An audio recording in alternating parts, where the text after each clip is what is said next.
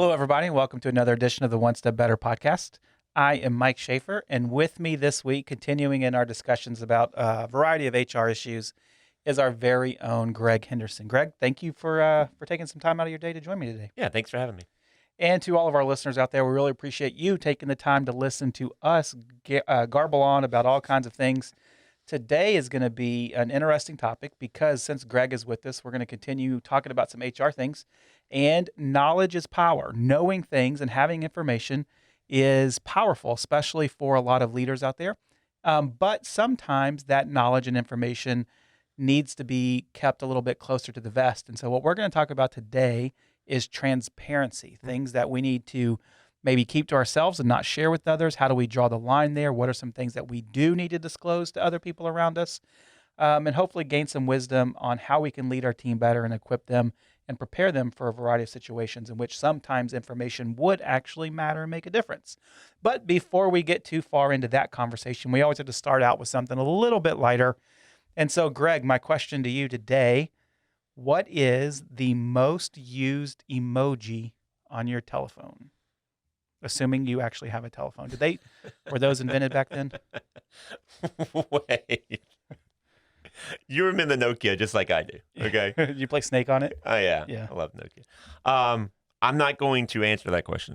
I'm going to answer the one that I like to use the most. Instead of the most used Instead one? of the most used. I feel because like my there's- most used one is so boring, right? I It's feel like there's a... yeah, that's so boring. Okay, I think you need to clarify then what your most used ones are, because when you start with, I'm not going to tell you, that's going to leave people thinking to their own imagination, making up their own answers.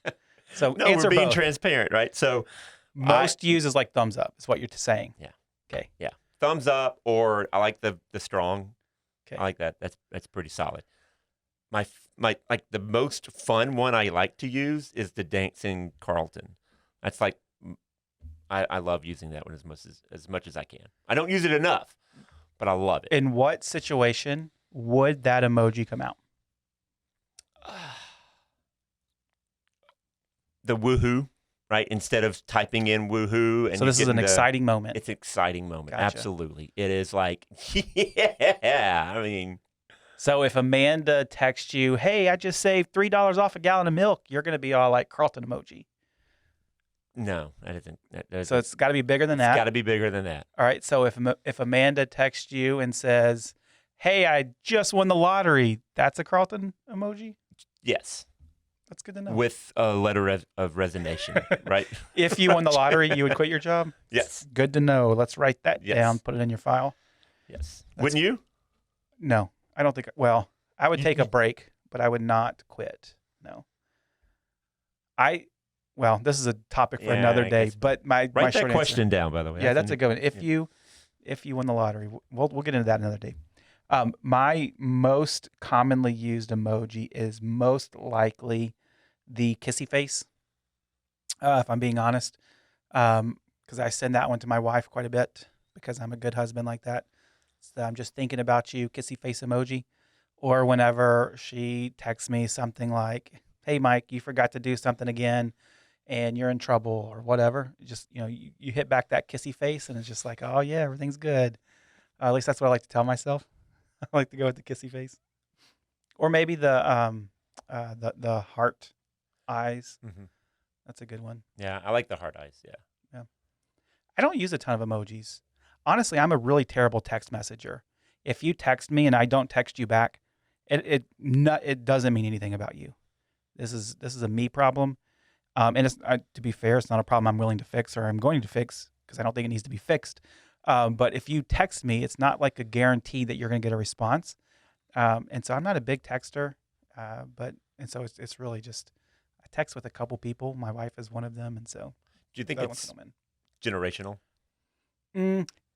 No, because texting in general probably is at some level, but at this point, I mean, cell phones have been out for mass market cell phones have been out for 30 years, 20 years, and I think people are pretty familiar with it at this point. Yeah, I think that there is a older generation. Sometimes my mom listens to this podcast, so I'm not going to call her out specifically, but someone in my mom's generation, in theory, that all they text with is emojis. and you just really have to decode the message of like what's being said. And I think that's kind of fun, but that's just not how I normally text. Yeah, I'm very formal in my texting. I have punctuations and capital letters and everything. My kids Yeah. hate when I text them. Yes, that's good to know. Hello, Mr. Henderson. This is Michael Schaefer. I'll remember that. Commas, punctuation. Commas, big, yeah. Yeah, very good. Well, that is good to know. Now we're all gonna text you a bunch of different strong arms and Carlton emojis. But for our topic today, we're going to talk about transparency because in some points, maybe it's through a text message, you learn something about your employees in which it is going to raise the question in your brain, is this something that I need to share with other people? Is this something that I need to not share? What can I share? What can't I share? What should I share? What shouldn't I share? And so we're going to try to lay out a couple of different scenarios in which this kind of rears its head in daily life in the course of a business, and hopefully get some parameters around maybe what is a good idea, what's a bad idea. The first one I always think of is so last week we talked about firing and how that works and kind of leading up to a variety of items there. But a lot of times whenever you get to the point where you've made the decision, all right, I'm going to fire Becky, it's done. This morning I fired Becky. She's no longer an employee here. And I need to go tell her team that, or maybe the entire team, whoever is going to get communicated with. The first question that's entering somebody's mind at that point in time, I think there's two things. One is, what did Becky do to get fired? And the second is, when am I getting fired for that exact same reason? Because of that, I always think, is it a good idea to share some of the details or all of the details that led to the firing with the hopes of saying, this is a specific situation. Becky, maybe it was performance related and she dropped the ball here. And if you don't drop the ball there, then you're not going to get fired. Or sometimes I think if it is more character based, like, hey, Becky was a bold-faced liar, therefore you should not be a bold-faced liar and you get to keep your job. And so I can convince myself that maybe sharing this information is a good idea. But the other, like the devil on the other side or the angel on the other side, however you look at it, is saying, Mike, that's not any of their business. That's confidential to Becky. There's a level of respect to Becky and not sharing her, laundry, that type of stuff. How do I go about saying this is what I should say in a situation where I have to tell the team about somebody leaving and what I shouldn't? What does that look like? Yeah, there's no magic bullet, right? Just because one situation presents itself and you're going to do that particular thing every single time that's just wrong. Has to be case by case dependent. And I think it has to do with the environment that person was either cultivating or the behavior that could in turn bring some bad behavior from that. So performance, I don't think that's a big. I personally would not tell the team, "Hey, listen, Becky was awful. She never hit her goal, and that's the reason she was gone." They know that. We talk about that enough to understand that if you're not winning, there's no place for you here. So I would bring up the stuff that behavior, that attitude. There's something that says, "Hey, I need you to be aware that if this is the environment that we're in, this is not a good place for you." I think that's more involved. I wouldn't go to performance. I would go more of that, I don't know, that unwritten kind of culture stuff. Do you think that, I think you bring up a good point. If it really was performance based, then Becky's team, as long as we have clear expectations, is probably aware that she's not meeting the mark and would understand that. Yeah. So that's helpful. That makes sense. And in the same regard, if Becky's late 3 times a week and I fire her because she's late 3 times a week, that's not something that I need to discuss. They already know that. They already know that. It's that underlying thing that it could be something very serious, right? So, an egregious misconduct thing, I think it's okay to let them know that she was fired for misconduct. Yeah. But not to the detail that matters. So, that's in a I'll say a predictable environment where everybody can kind of see that Becky's missing the mark Hmm. here and she's got to go. Let's pretend like Becky was a really great employee and she's always hitting the mark and she's an encourager of others and really hits our core values and lives out our mission well. But something does pop up that is, it's more of a one time, maybe it's a big deal. You mentioned the word egregious. That is, hey, this, you crossed the line and this is a line that we don't allow to be crossed. And even though you're great in all these other areas, you got to go. And her team is surprised by, I mean, because they may not be aware of that. So it's a big surprise to them. And if I come in and say, hey, Becky's no longer here, is that what you're talking about? Where you still don't want to go into the details of what's going on, but just to kind of reconfirm to them that, hey, you know what? We have values and sometimes those get crossed. Right. And there's, because we're a value-based organization, you can't pick and choose which ones you're going to abide by and which ones you're not. And so I think that gives comfort to the rest of the employee work base to let them know, hey, this is consistent. I'm okay with that. Yeah. And, if we were, because in our environment, everybody shows up, our shift, if you will, is 8:30 to 5:30, Monday through Friday. And everybody, we have a bunch of full-time workers. We don't have a bunch of part-time people. So everybody sees, so if Becky's not here for a few days, everybody would recognize that Becky's not here, especially everybody on her team would recognize. Or she's got COVID. Or she's at home dealing with COVID issues, right? Which in this day and age is everybody at every point in time. Right. But if I was an organization that was more a lot of part-timers, a lot of shift work, let's say if I was a restaurant or, someone like that, retail shop, and a lot of times there, the firing or the termination of an employee is simply, for some, I just haven't seen that person in a week or two, and maybe a week or two is normal, but that third week is not normal. At what point, if you're dealing with, more of a high turnover environment, do you even try to get into any of the details on why somebody was termed? Yeah, to a point, right? So every handbook that I write has a job abandonment clause. And so if you don't show up for 3 scheduled shifts, whatever scheduled shifts are you're scheduled to do, if you failed to show up for 3 of those shifts and you don't call us, you're gone. That's your voluntary resignation letter. And so if that's the case, absolutely, you need to bring that up to the employees. Hey, listen, so-and-so didn't make it the 3rd shift that she was scheduled to work, and so she voluntarily resigned. We're going to have to cover her shift tonight. I understand that for a job abandonment standpoint, but as far as the transparency, if Becky didn't necessarily abandon her job, but she's not scheduled to work with the same people every, day in and day out, do I just leave it up to, hey, you know what, Becky's terminated for whatever reason that may be? How much do I try to communicate that to other people who may not see Becky, but maybe once a week or once every couple of weeks, just simply because schedules never lined up? Right. Do I worry about going into details about, hey, Becky's no longer here? Or do I just let them kind of figure it out on their own because, hey, I haven't been scheduled to work with Becky in a month. So therefore something must be a bit wonky there. What's the pros and cons of too much information yet not enough information? Well, yeah, I mean, the pros of, I guess, not being transparent is the idea that you could keep something, or I should say, the idea of telling your employees exactly why Becky's no longer here to the nth detail, I don't like, because there is a line that I don't like to cross. And so I keep it very general. And that's just simply behavior, very big buckets of why. Again, way down is the reason why you got fired, but under that big bucket, I think the employees are okay knowing that, hey, I was terminated for this big bucket or this big bucket.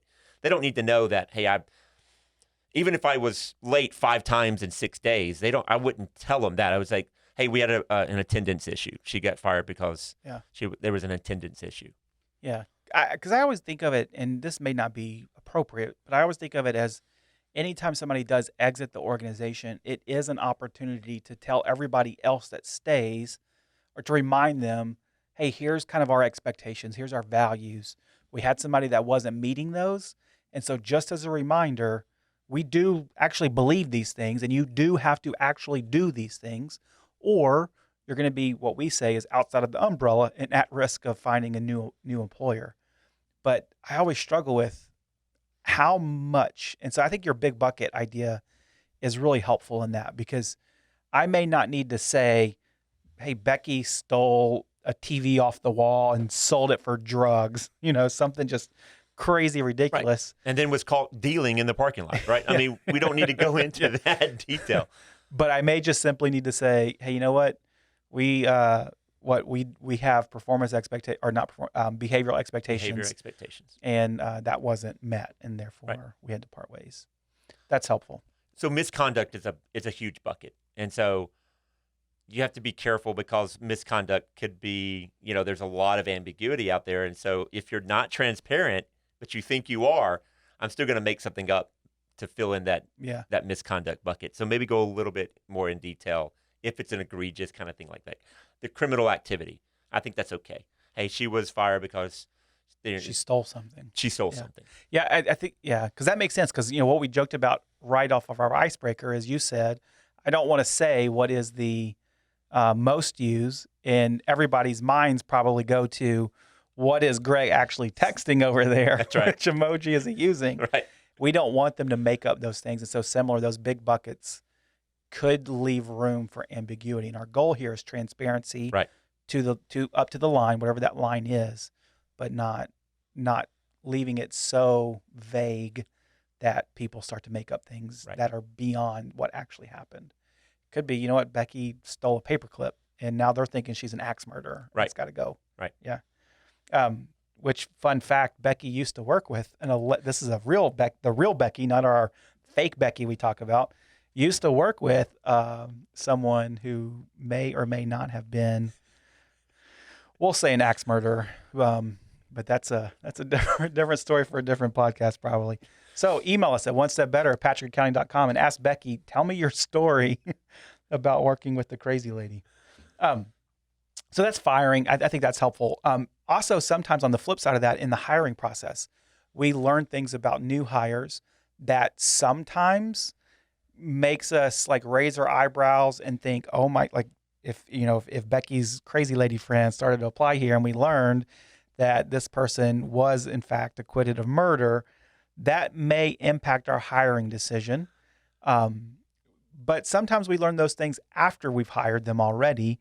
At what point, if any, do you start to get into some of the things that you just simply learn about people in normal conversations? At what line do you draw to say, this is something that is worthwhile that I need to talk to the team about or other people about, versus this is just private, specific to that individual, and leave it alone? It's got to be the creep factor, right? So I always tell people, those hairs on the back of your neck, if they start standing up when you're alone in the room with this person, tell somebody, right? Because it has to mean something, right? It could be just you. I got it. But I still want to know, you don't feel comfortable around this person. That's a big thing. Yeah.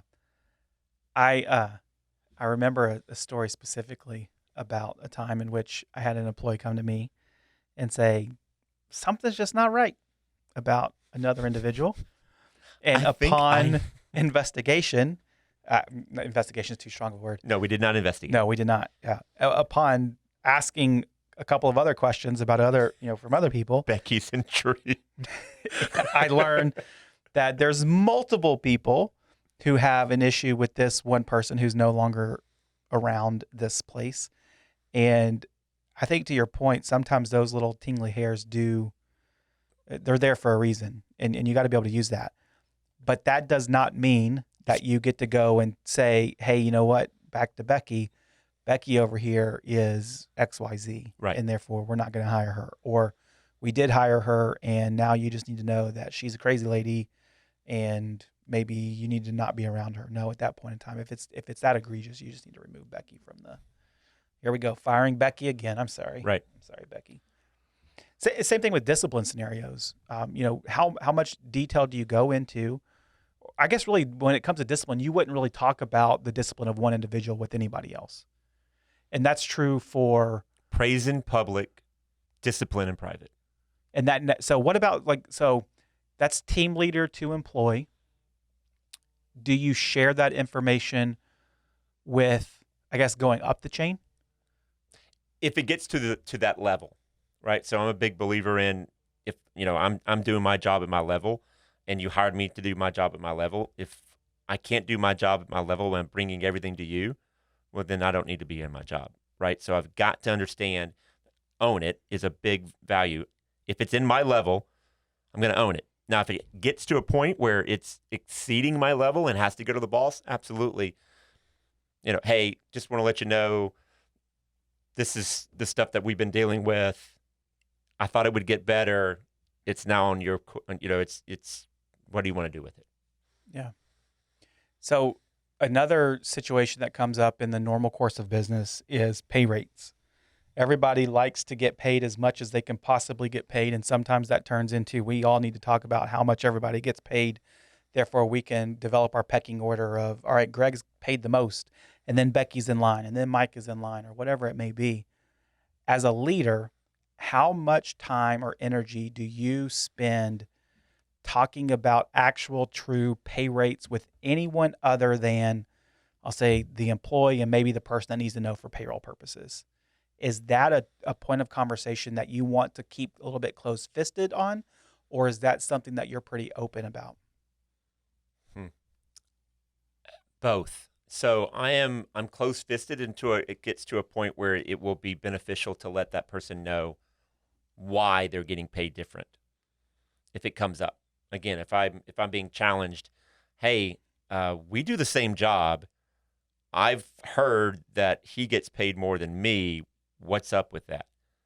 At that point, the leader has to take a little bit of, release some information, some knowledge, just a little bit, to let them know, hey, the reason why you're not getting that amount of pay is because of this reason, or this reason. That's the point where you have to release some of that knowledge to let that person know, hey, there's a reason why your pay is different. But in your example, one of the things that you did not disclose is, one, that person was actually accurate in their statement that this person's getting paid X and I'm only getting paid Y. Two, you didn't disclose how much that other person was getting paid. Correct. Because if somebody came to me and said, hey, Mike, I know that Becky's getting paid $10,000 a year more than me. Because Becky and told you. we're doing the same job. Right. Yeah, because Becky told me. The one thing I'm going to say is, you don't know how much Becky's getting paid. Because Becky may be saying that because she wants you to think she gets paid more than she actually does. Or maybe she actually does get paid that amount. But none of that's your business. I don't want my people comparing pay rates from the standpoint of what that pecking order looks like. And so I would never. You wouldn't even entertain the conversation. I would entertain the conversation, but it would be from the similar standpoint you just mentioned. In this role, this is how we determine pay, and this is where you're at. And if you want more dollars, this is where we could see you grow into, or the more responsibility that you need to take on. Because in our world, small business environment, your pay is related to your effectiveness. You don't get paid more just because, the calendar turned to another day. Right. And so, how can we increase your pay is what I'm concerned about, not how does your pay affect other people. Right. Don't care about that at all. But in other industries, restaurants and specifically, they do care. The calendar did turn over. And so I think I would be transparent in that regard. Hopefully that's on some type of trend, the progression timetable that you lay out with your employees. Hey, listen, every 90 days you get a 10-cent raise, or at the 1 year mark you get a $1 raise. Yeah. There's got to be more transparency with that, especially with those type of individuals that are getting the same money for the same job over and over and over again. Just make sure that we're aligned that way. Yeah. And with those things, I think it's just important that it's clearly communicated what those expectations are. And if you do ever find yourself in a situation where you do learn, hey, I'm paying Becky significantly below where I should be paying Becky, because this happens in small business all the time, and it's not intentional. It's simply because I have 1,000 things going on that I didn't think about or didn't look into, or right. I forgot about, whatever it is, on what that one particular person's pay rate was. And maybe I look up someday and, oh my goodness, you've been here 4 years. We've never adjusted your compensation. What am I thinking? And you just handle it at that point in time. Sure. And I think that's where being transparent, is helpful. Hey, you know what? We should have looked at this. I apologize. We didn't look at this. Here's what your pay's based on. Now that we're talking about it and actually looking at it, I see that maybe you do deserve more dollars or whatever it may be. But that information doesn't ever go beyond the one-to-one Mm. conversation. Now, some organizations do create pay scales. That's public That's knowledge, totally right? different. Government's big on Yeah, this, but even in the private world, we may say something like, our front desk or our front desk person is going to be in a scale of $10 to $17 an hour or whatever it may be, and they'll post that for every particular job. I find what's difficult about that is you have to within the scale, within the 10 to 17 in my example, you have to be prepared for very clear what's a 10 and what's a 17. And so many people, I feel like they don't ever take the time to actually develop that scale other than today's Tuesday and I feel like making it 11 and tomorrow is Wednesday. So I'm just feeling more like a 10. And it can't be that ambiguous. Can't. If that's whatever the word is. Ambiguous? Ambiguous. That's my new word for the day. I like it. Yeah. So in that regard, I would put step increases, and I would tie it straight to tenure. Yeah. So if you've been here for 2 years, then you're a 12. Then another 2 years, you're a 14 or whatever. I think that's true to some degree. At the same time, I want to find ways in which performance can be reflected in that. Beyond just, hey, congratulations, you made it another year. In our world, we talk about tenure as a good thing in a lot of ways, because if you don't perform well, you don't survive here. And so tenure is an indication of solid performance. Right. So it's a little bit different. No, so in that regard, you can tie performance to a bonus structure. So again, every 2 years you get that next step increase, $2 to $4, whatever you want to make it. The really cool thing is you can give people waivers. So if you're really good at your particular job, you don't have to wait to the 2-year mark. I can promote you early because I'm now putting it into your hands of, hey, your performance dictates how quickly you get promoted or that step increase. Yeah. And to rein that back in a little bit, I think it's important that we understand that we're trying to be transparent on the global level. Yeah. If we do use pay scales or if we have a good understanding of what the structure of a pay rate may be. And we talk to our specific individuals about how that affects them, but we don't get into too far and really in any of the details with other people's pay with other people. Right. You're asking for trouble. All right, I got 2 more scenarios for you, and then we'll wrap up. Leave. A lot of organizations have paid time off, vacation, sick plans, whatever it may be. And at some point in the requesting of that time off, there is sometimes a comments box or why are you taking PTO? What's the reason behind it? And they may say something like, I got to go to my uncle's funeral. Or it could be, hey, you know what? I got to go bail my brother out of jail, or whatever it is. They're putting some information in that box that is meant to give more clarity behind why they're taking leave. But sometimes people can see that and think, all right, this is something that I need to talk to other people about. Where do we draw the line on caring why a person is taking leave and using that information to communicate with other people? So I have 3 areas where I ask people where they're on leave: bereavement, emergency, ordinary. That's it. If it's ordinary leave, cool. I don't care the reason, because I have a PTO policy that makes me tell you I don't care where you are when you're not at work. But emergency, I want to know. It's just emergency being like, hey, I'm going to be gone today or tomorrow, not I'm going to be gone 3 months for vacation. Right, because I care about what's going on in your life. So you put emergency. Now I'm taking a notice of that, and I'm maybe calling you every day while you're on leave. Hey, how's everything going? Or bereavement, that's a totally different thing. Now, if you have a bereavement plan, which is different from your PTO, then that's why I need to know, because it's coded differently. Just to categorize it. And that also shows me that, hey, yeah, we have 3 days of bereavement leave, right? And this the standard kind of number. But I know as a leader that on that 4th day, you might be calling me and say, hey, I need to extend a little longer. So-and-so just died. We thought they were going to make it through or whatever. Yeah. And I think that it's important that information still stays somewhat close to the vest. But the reality is, if let's say that you requested time off, for some random Thursday, and it was kind of late in the week, and that just seems weird. And I say, "Hey, Greg, what's going on? Is everything okay?" And it's, you know what? I got some random cousin is on hospice, and so we got to worry about whatever. I do think to some, and this is where you just have to know your people well. Mhm. I think it is perfectly reasonable as your leader to say to other people on our team, "Hey, you know what? Greg's going to be out for a little bit. He's dealing with some family issues. Maybe keep him in your prayers, or whatever it is." Where that's communicate, and just know that you're going to have to pick up some of his slack over the next few days, whatever it is. Emotionally, he may not be engaged, whatever. And I have to be able to know that about my person, because I think you would be okay with that. And just to use Becky as an example, I'm not saying this is true, but Becky, for example, may not be okay with those type of details being. Right. And I may know that Becky's a little more closed off or not as open about that stuff. And so I have to know that and respect that Right. as those things come in. But that's why the comments block is probably not appropriate. I would just make it a 3 blocks. Ordinary emergency bereavement. Check the box. Just check right? the box. Call it what it is. Yeah, we have a comments box, and I don't ever use it. I've never filled it but out. I do see other people that do fill it out, and it's like, okay, Right. that's fine. But I think it's neat because if you're that type of organization that's going to send flowers, correct.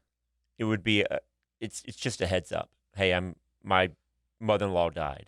Oh, okay. Well, we're definitely going to get flowers for that, right? I think it's just what type of organization are you? Are you a caring organization? Are you kind of what I've been talking about is this high commitment organization, right? You show your employees that you're committed to them before you ask for their commitment to you. Absolutely. Yeah. Last one, and then we'll wrap it up. And this is because this is something that's popped up here a couple times with dealing with our clients. Is every once in a while we get the question that comes in is, "Hey, I just learned that ABC employee is pregnant," and as a leader, the things that may start coming off in my brain is, all right, when are they due, and how's that going to affect leave, and do I need to cover their, what's the coverage look like at work, and what is their time off going to be, leading up to that point, and those types of things, and those things enter my brain.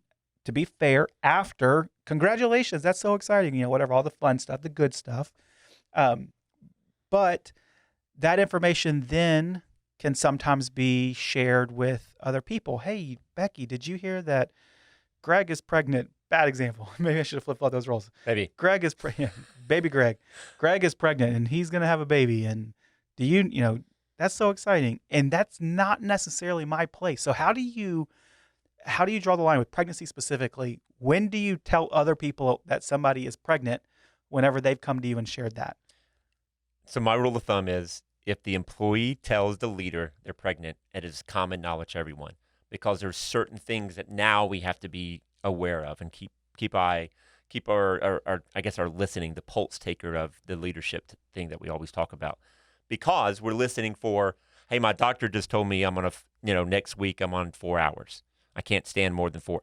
That's what the leader has to be aware of and listening for it. And so the employee may have not told their direct supervisor, but maybe the HR or the office manager knows. Well, it's up to the office manager to tell the leader, hey, listen, so-and-so's pregnant. It's not Greg, right? So Becky's pregnant. This is what you're going to be listening for. Again, this training, coaching thing. Hey, start asking questions. Hey, does the doctor know what type of job you do? Those are things that you've got to know. So it is common knowledge. If the employee tells us, hey, I'm pregnant, that's common knowledge. Everyone needs to know. I think I might take the exact opposite approach. I think if Becky came to me and said, "Hey, I'm pregnant," I'm not going to tell anybody. That's Becky's information. If she wants other people to know, then she can tell them. I'm not going to share that news with anybody.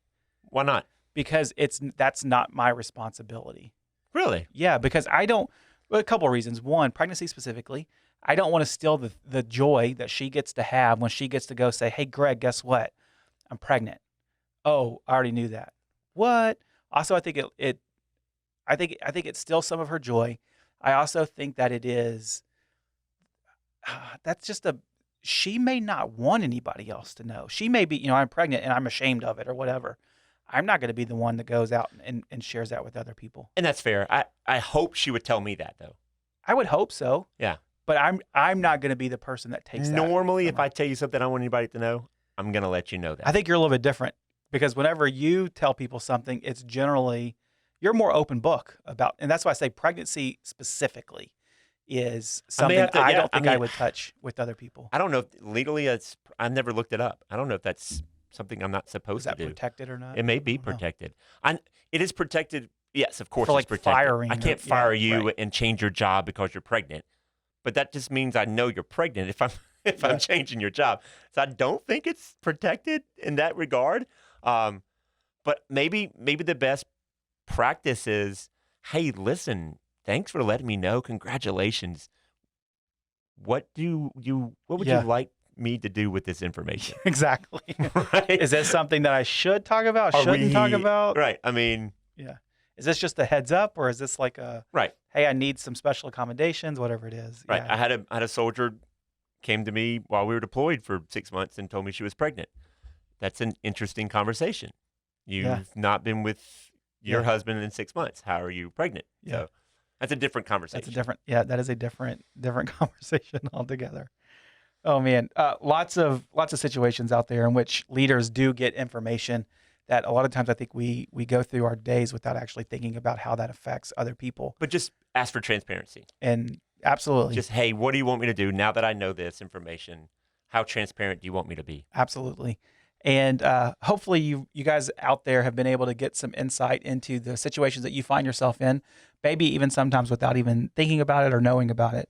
And if you want to hear more about our opinions, make sure that you click that subscribe button on your podcast, wherever you listen to those, so that you don't ever miss another episode of the One Step Better podcast.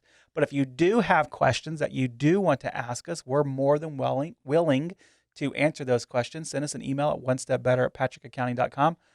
Or you can just leave a question in the comments area of where you're listening to podcasts. And so I got one question to wrap us up that came from last week, and then we will say goodbye. Last week we talked about firing, which we already mentioned. But the question that came in is, under what circumstances would you hire somebody back? So I fired somebody, and now I'm faced with the decision to rehire them.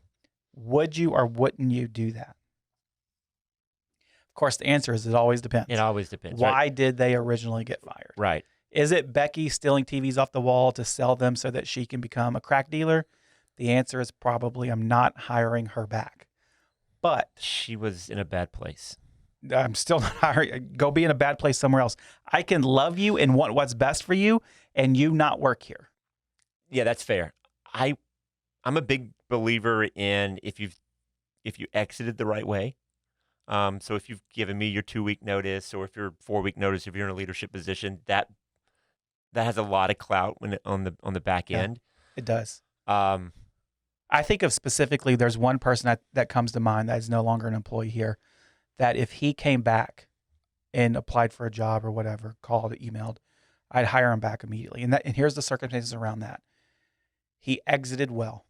He gave notice and served out his notice well and left on good terms. And the reason he went and found a different job is because we had him in the wrong seat on our bus. He was the right person. He was in the right bus, but in the wrong seat. And we didn't recognize it on time. And he left because of it. If he was to come back, I would take him back. I would hire him back in a heartbeat. It would be immediate. And it's because of the way he left and the events leading up to that and why he left. If it's somebody if it is egregious, you're not getting your job back. If it is character-based, you're not getting your job back. Right. If it's performance-based, you're not getting your job back. But if I resigned on good terms, hey, I found something else, or maybe I had to move and now I'm moving back. Correct. Or even that thing didn't work out and now I'm looking, then I'm willing to have that conversation. So I'm not, if just because you are no longer here doesn't mean you won't ever get to come back here. Right. And just because you worked here once doesn't mean you're going to work here again. Correct. Yeah, both ways are true. And so that's my answer. Like I said, thank you guys for listening to us. If you have any questions, send us an email and we'll talk to you next week on the One Step Better podcast.